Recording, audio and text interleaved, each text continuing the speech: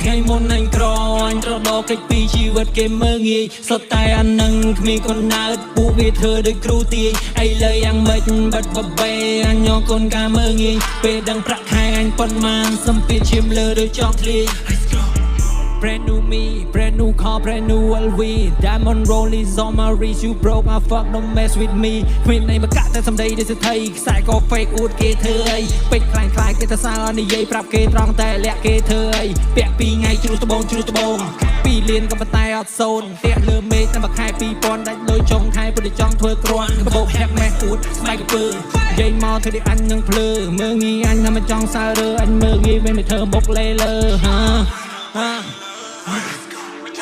ខ្ញុំខំធ្វើការដើម្បីតែប្រាំលុយកាំងតាមជីវភាពតូចទៀមយើងគ្មានវណ្ណាំងគេប្រាប់ថាឲ្យពួកយើង get out the way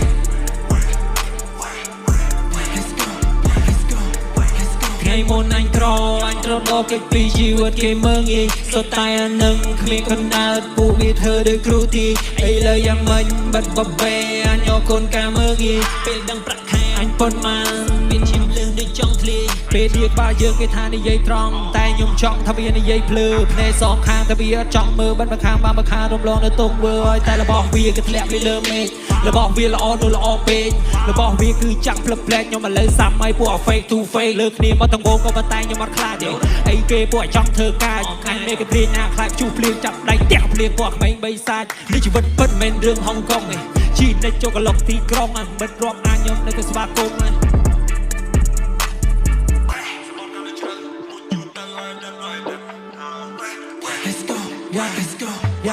ខ្ញុំខំធ្វើការដើម្បីតែប្រាំលុយកាំងតាមជីវភាពតូចទៀមយើងគ្មានវណ្ណាំងគេប្រាប់ថាឲ្យពួកយើង get out the way